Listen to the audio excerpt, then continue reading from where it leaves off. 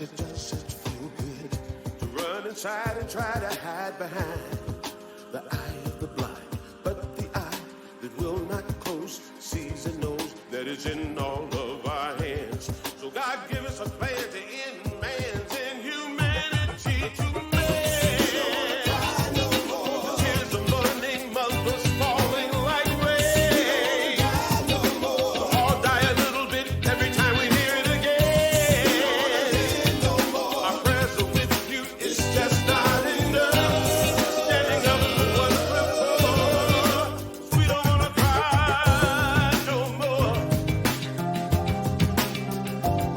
No more. No more. Left to right, we must unite and push us to show we're much better than this. Beyond the darkness, there is a light waiting to ignite. It's time we hold those we chose to be responsible. Feet to the fire and let them know at the polls and groves and roars and numbers too big to ignore. Tears of mourning mothers falling like rain. We all die a little bit every time we hear it again. Our prayers are with you, it's just not enough. Setting up for what's before. 'Cause we don't wanna cry no more. Destiny is calling us to stop the tears from falling. Enough. It's in the hands of all of us.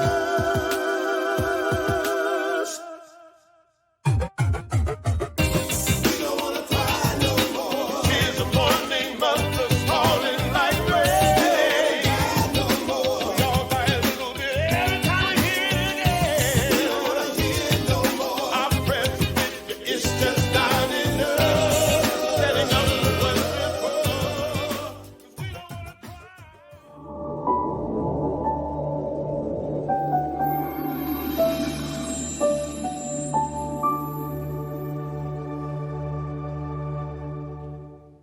Thank you, Eddie, for that amazing song. And we all love supporting Eddie. And if you are inspired by his music like I am, I would encourage you to go support him on his website, check out his music, download his songs, and continue to support one of our amazing New Thought artists that we have in our midst.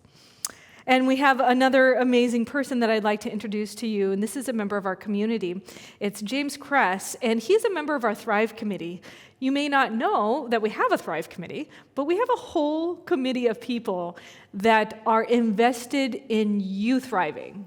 And we've been working since January, figuring out different ways that we can connect and uplift and hold you in this time that's been challenging for so many.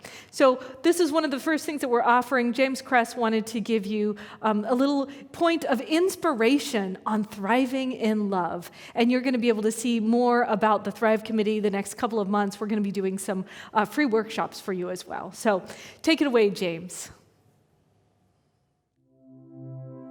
Hello, my name is James Kress, and I'm a member of CSL and also a member of the Thrive team. And I want to take a few moments and talk to you a little bit about what it means to thrive in love.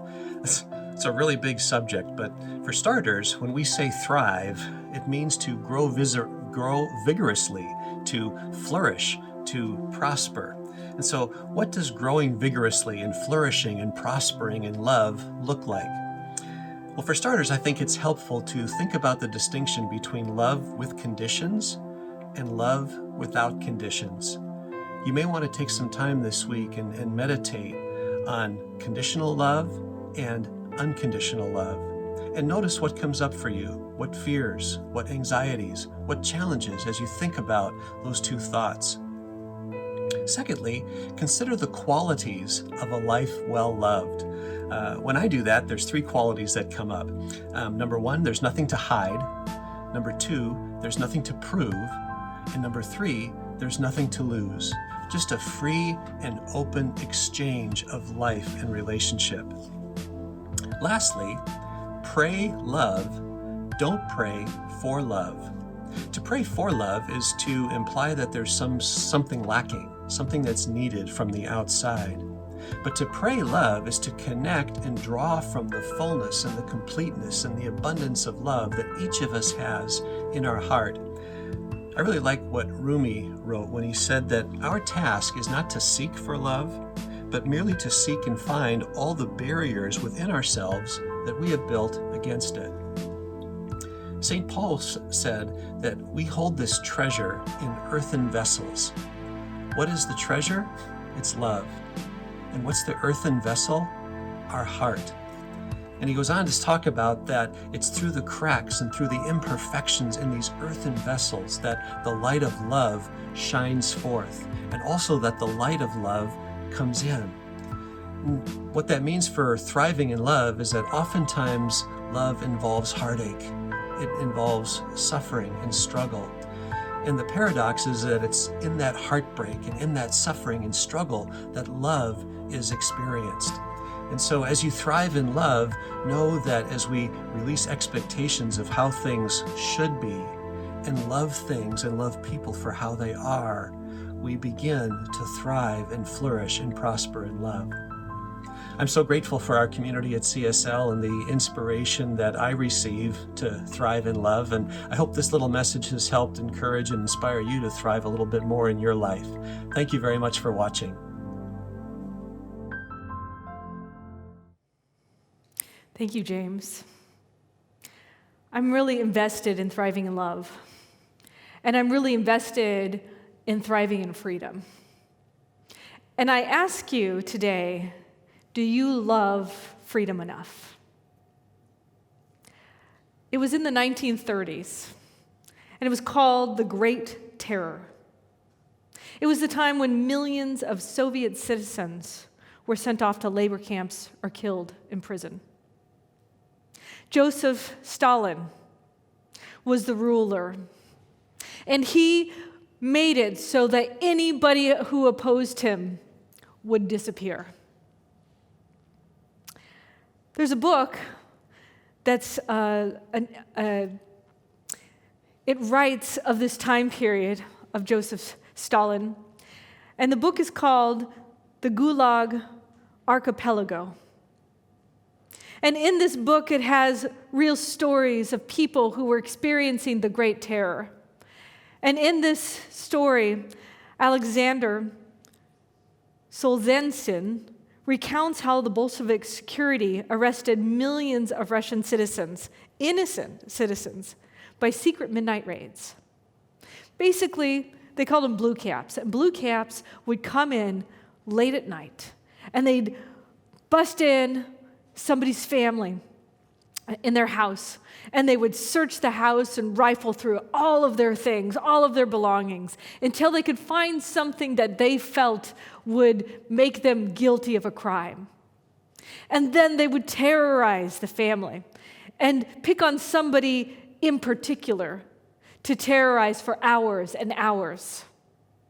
And then at the wee hours of the morning, 3 or 4 o'clock, they would take one member of the family and they would take him away to prison, to the forced labor camps. But the crazy thing is that they would do it without any handcuffs or shackles or anything. They would just have terrorized the person so much that they lost hope. And so the security guards, one would be in the front, one would be in the back, and the person would walk in the middle, and they would just walk past all the neighbors' houses, past their windows, and nobody said anything. But it would happen not to groups of people, it would happen there and there and there and there, spread apart. But it happened every night until millions of people were forced into labor camps. Now, people weren't paying attention. Well, they were paying attention, but they knew something was off, something was wrong, but they didn't want to have the security guards or the policemen come into their house. And so they never said anything. It's in this way that millions of people were in camps and died. Families, mothers, fathers, sisters, brothers. Sometimes somebody would just be freed just to make fear happen. They'd just randomly free somebody And then that person would live in fear that they're going to come back and take somebody. Terror was the tool.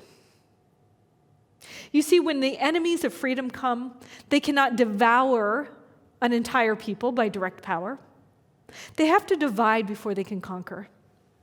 And division can happen in two ways. It can happen through hatred, and it can happen through fear. These are the two ways that division has power. Hatred is created by inventing new categories of people, pitting people against one another.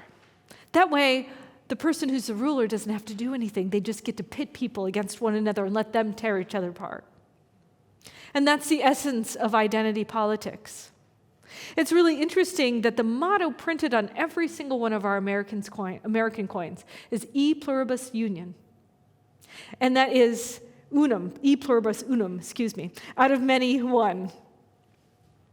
That's what built America, out of many, one. And in order to tear down a society, it must be divided. Once we're stripped of our unity, people are pretty easy to manipulate with fear. And hatred is easy to cultivate. And I'm wondering, have you noticed within yourself any division? Have you noticed within yourself any idea of an us versus them mentality?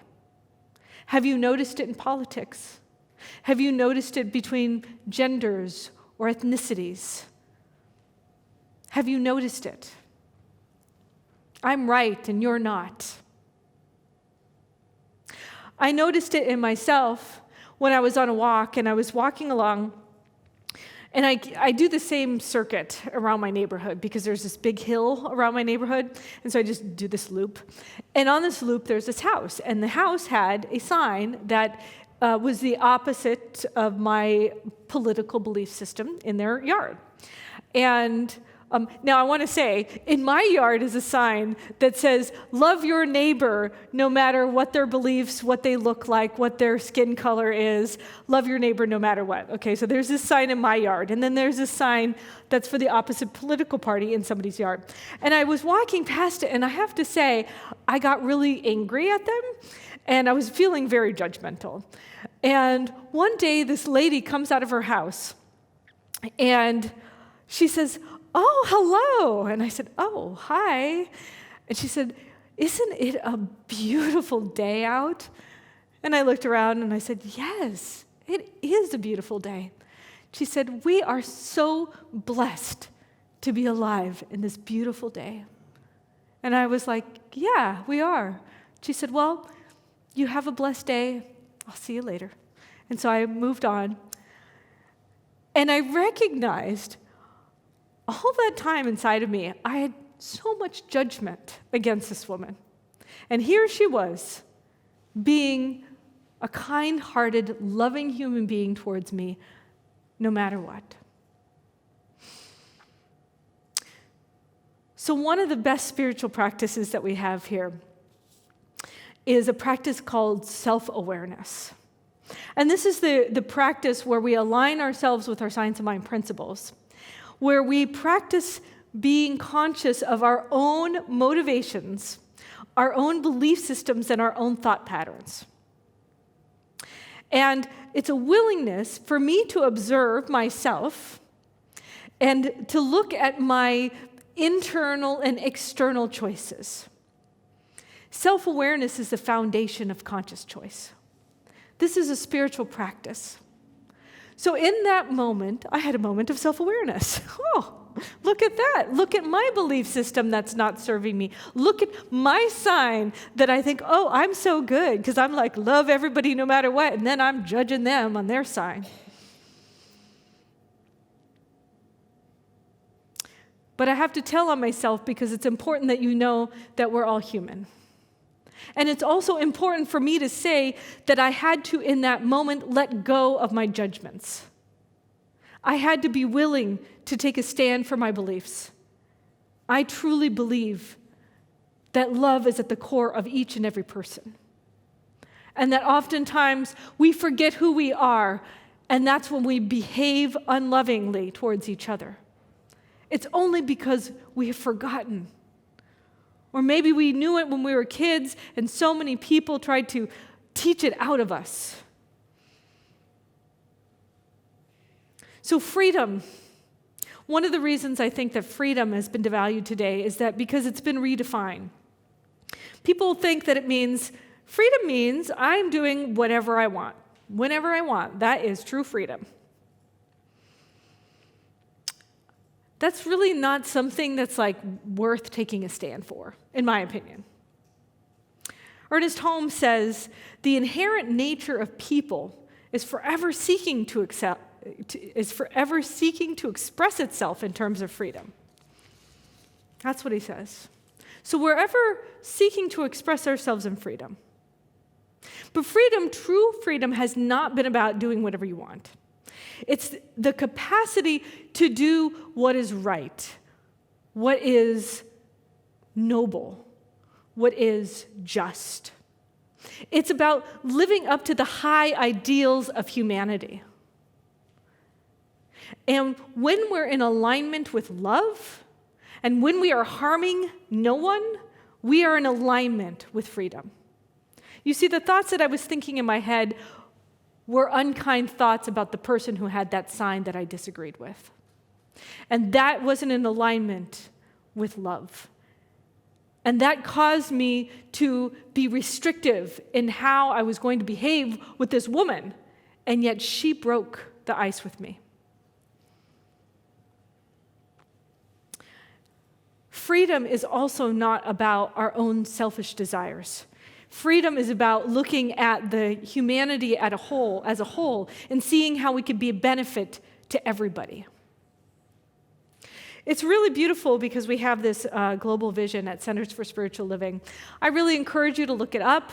Look for Centers for Spiritual Living Global Vision. It's there, and it is amazing. It says, it's a long vision, but I'm so inspired by it. And so I'm just going to read a little portion to you. It says, we envision a world where personal responsibility joins with social conscience in every area of the political, corporate, academic, and social sectors, providing sustainable structures to further the emerging global consciousness. Now, I don't know about you, but I want more spiritual people in politics. I want more spiritual people in the government or in our education system. I want more spiritual people invested in the transportation industry and in the medical industry. I want more spiritual people who are invested in the highest good for humanity and less in what money brings about. More about the health and well-being of ourselves collectively and less about my own personal growth and gain. And can there be a way where everybody can thrive, where each and every person can thrive not only individually, but that we collectively thrive? I think there can. But it's interesting where we're at. In this Black History Month, of course, I love re-looking and rereading about Martin Luther King Jr. and watching his speeches and being reminded of what a testament, what a difference he made in that time period and continues to make today.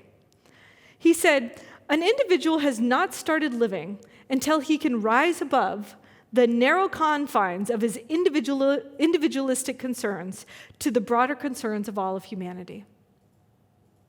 And at another time he said, we've flown into the air like birds. We've swum in the sea like fishes. But we have yet to learn the simple act of walking the earth like brothers. And we're still learning that. Another line in the global vision is that we envision a world where each person has enough food, a home, and a sense of belonging, a world of peace and harmony, enfranchisement, and justice. Enfranchisement, which is the opposite of disenfranchisement, right? And justice. And the way we can create this global vision is that we use spiritual laws. It requires us to free ourselves from human-made laws that aren't serving all of us. This is a time for us to deconstruct those laws that are not serving all of us. God's laws are laws of freedom. They're laws of love. They're not about enslaving or mistreating anybody. We cannot be free in our spirit or free in our mind when we withhold human liberty from one another. That's what Eddie was saying in his song. We have the power to create freedom for each other. We're the ones who got ourselves into this mess. Now it's us looking up, standing up, and making a difference that can get us out of this mess. But we have to be willing. We cannot be free when we kill, maim, prohibit, cage, strike, spit upon, spray tear gas on, or shoot one another. While that is happening, we cannot be free. We can only be free when we respect and honor all of life. Justice is automatic in the mind of God. And that's when we remember who we are. When I remembered in that moment who I was, passing by that lady with the sign, I remembered that I am love, and that I see with the eyes of love. I remembered that I'm here to be a space of freedom, and I'm here to take a stand for freedom. And I wonder, are you willing to invest in that particular kind of freedom? One that's a bigger vision for all of us. Are you willing to do some spiritual work around it? Have you prayed recently for our country? For our politics? For our education? Have you educated yourself? Have you taken classes that allow you to build that spiritual muscle? Are you investing your money in people and places and organizations that are making changes in the world? This Center for Spiritual Living Seattle, we tithe 10% of our income. And we also want to take a stand for places that, especially on Black History Month, I want to recognize that we're here to take a stand for our Black, Indigenous, and people of color. One of the ways that we did it last year is that we made a commitment that this year, every person who makes a pledge, a commitment, an intentional gift that they're going to give for this year, no matter the amount, we would donate $4 to the CARES Mentoring Program. $4 for every person you invest in us, we're going to invest in our local community. The CARES Mentoring Program is it's a global program, but we invested in the Seattle portion of it. We gave over $1,600 to the CARES Mentoring Program, which invests in African American children who are in places in Seattle that the schools get the least amount of support. The kids get the least amount spent on them. And that's what the CARES Mentoring Program does. It takes a step, and they step in, and they mentor these children. They teach them basically what we teach on how to have confidence and make a difference in the world, and that they're valuable and valued. They get mentors, they get therapists, they get people who can assist them so that they know that they are worth something in this world, because so many other places have told them that they're not. Have you put your money where your mouth is? I really want to emphasize that in this Black History Month, I've really learned a lot. I continue to learn more about different people who have been whitewashed out of history. Now, I grew up and I thought I knew what history was. And I've been learning over the last 10 years that what I was taught was not the true version of history. That so many people who were pioneers and change agents in the world were removed. You know, after I saw what was it, Hidden Figures? I was like, how come that movie isn't required in our high schools? How come? How come I didn't know that? That's an important story. You know what else is an important story? I just learned about it this week because Janelle, our youth and family minister, or our youth and family director, she's not a minister, but she's, taking care of our children is a ministry. She sent this story about a monument that's being erected at the Washington State Capitol honoring a man. His name is George Bush, and he is the state of Washington's first black pioneer. He's actually a mixed-race man. His dad was African descent, and his mom was Irish descent. And not only that, so he was Washington's first black pioneer, but his son, William Owen Bush, was also the state's first black lawmaker. Now, George Bush was a free black man, and he was in Missouri, and Missouri became a slave state. And he decided to leave. I understand. I don't think I would want to be a slave. And so in 1844, there was this great American promise that if people went to the West Coast, they could they could have their stakes of land, and they could make a new life of themselves. So in 1844, the Bush family, and along with the Simmons family and 3 other families, they called it the Bush-Simmons Party, they went along the Oregon Trail. And George Bush had actually inherited a lot of money from his father, who had been working for a white man who had made a lot of money, who died, and so they gave all this money to his father. So he ended up paying for a lot of the family's food and their wagons and everything to support them in moving to the West Coast. So he co-led this expedition with this man named Michael Simmons. And once they went to the West Coast, they went to the Oregon Territory, and they went there because they didn't want to, Bush didn't want to be discriminated against. He didn't want to be forced into slavery, and Oregon had made this treaty that they were not going to be a slave state. By the time he got to the Oregon Treaty area, he found out that while they weren't going to be a slave state, they also were not going to let anybody in who was black. So he couldn't live there. He was definitely not welcome. So what they decided to do is they actually made the trail.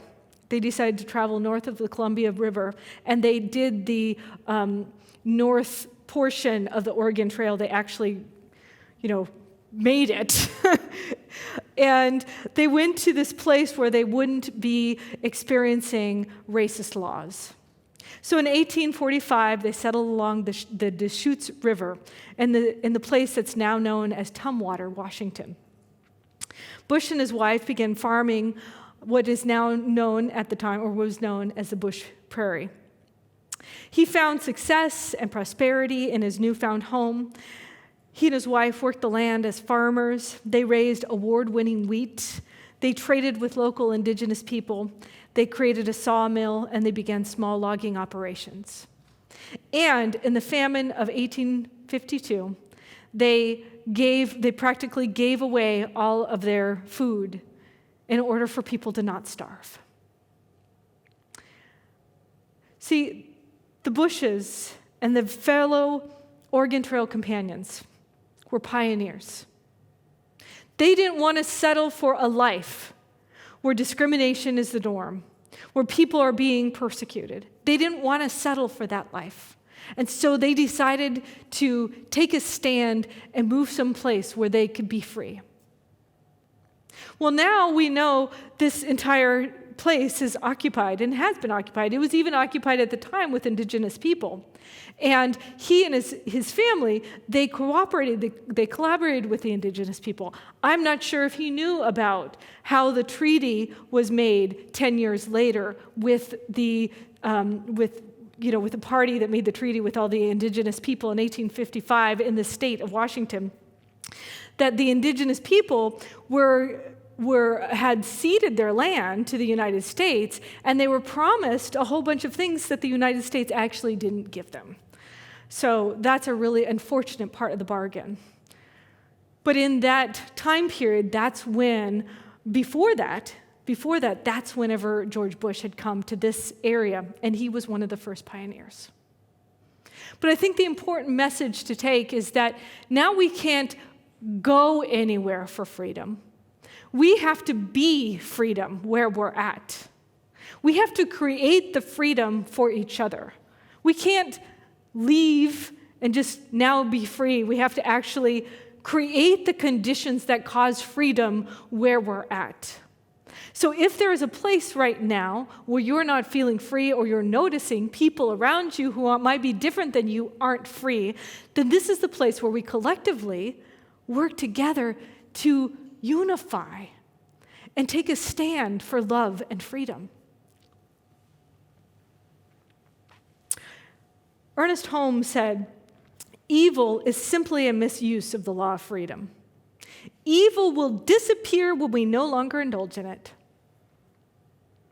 So evil is not necessarily here at Centers for Spiritual Living. We don't necessarily believe that evil is a thing of itself.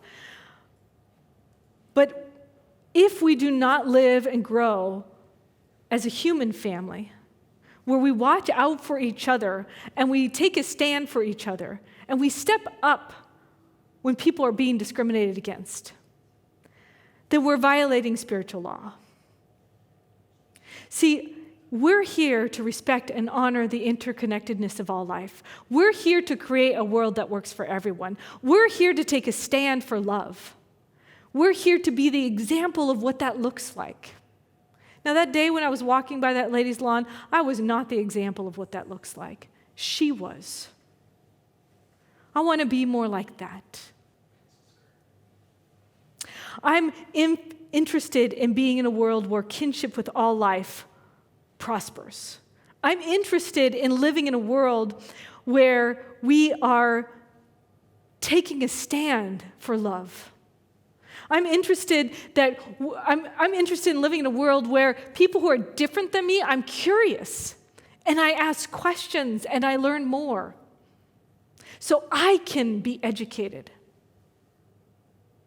I'm interested in being in a world where we prosper and we connect by making compassionate choices. A world where everyone is self-aware.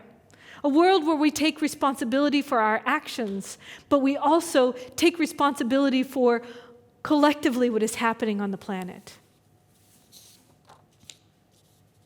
I'm interested in being in a world that is judged by the content of our character.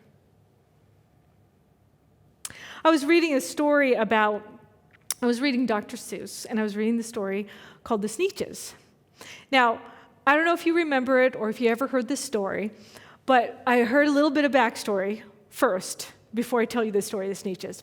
The backstory is that Dr. Seuss was actually, when he grew up, he was persecuted a lot growing up because people thought he was Jewish. Now, he wasn't Jewish, but it didn't matter. He actually experienced the persecution because everybody in his high school and his college thought he was Jewish. And when that happened to him, his heart cracked open, and he wanted to make a difference in the world.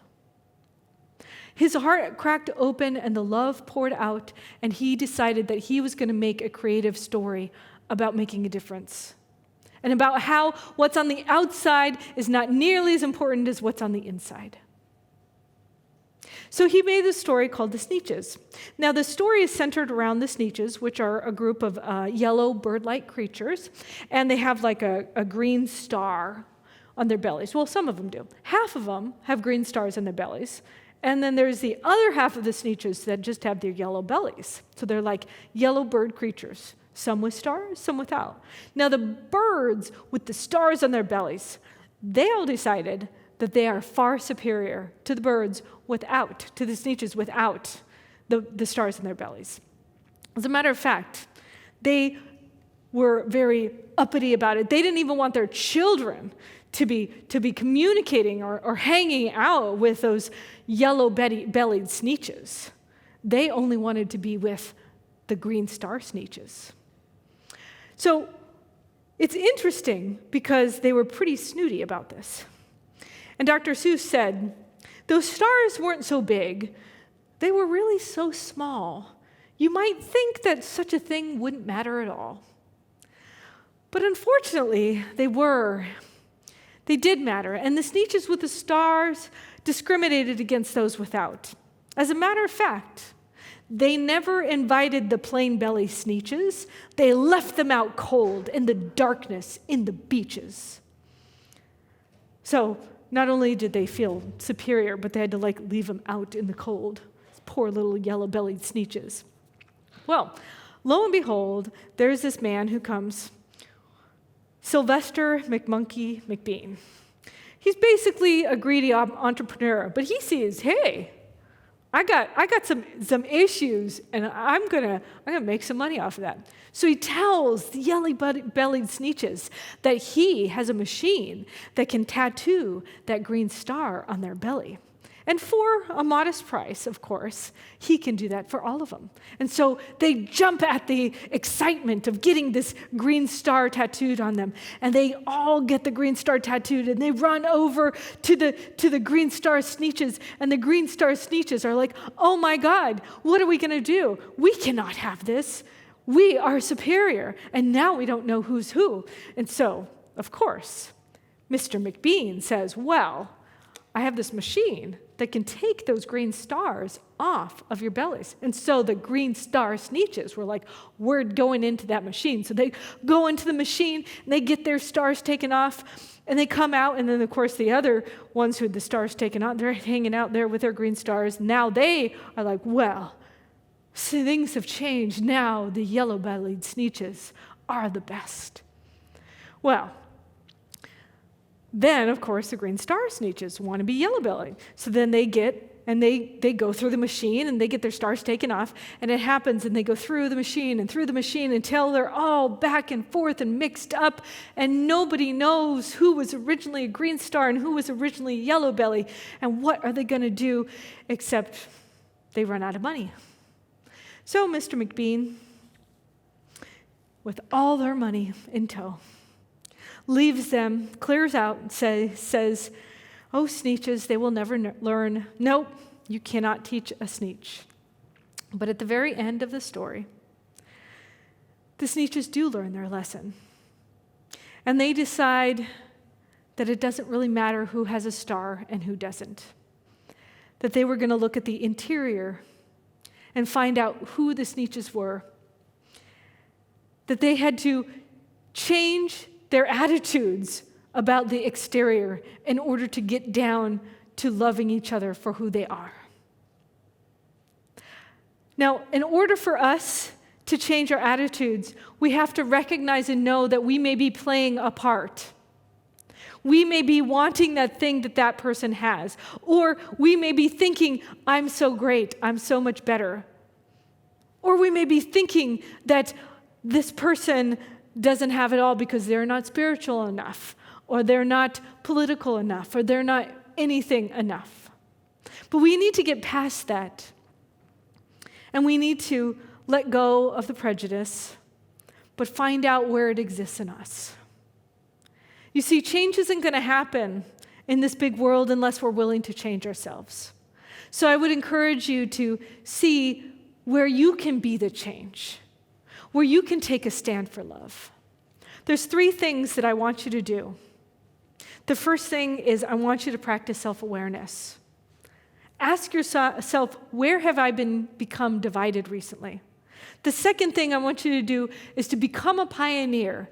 Now, you can't be a pioneer, well, maybe you can be a pioneer out into the world, but really be a pioneer in consciousness. Be a pioneer in taking a stand for a new idea of possibility for this world. What would it look like if something were different? What would be the best outcome? How could you create it? How could you enroll people to step into it? The third thing is to take a stand for a larger vision. knowing that we have to change our own attitudes about each other before real change is going to happen. Dr. Martin Luther King said, "The ultimate measure of a man is not where he stands in moments of comfort and convenience, but where he stands at times of challenge and controversy." So I wonder, where do you stand today? Are you willing to take a stand for freedom? Because do you love freedom enough to do so? I do, and I will, and I love you, and so it is. Let's pray.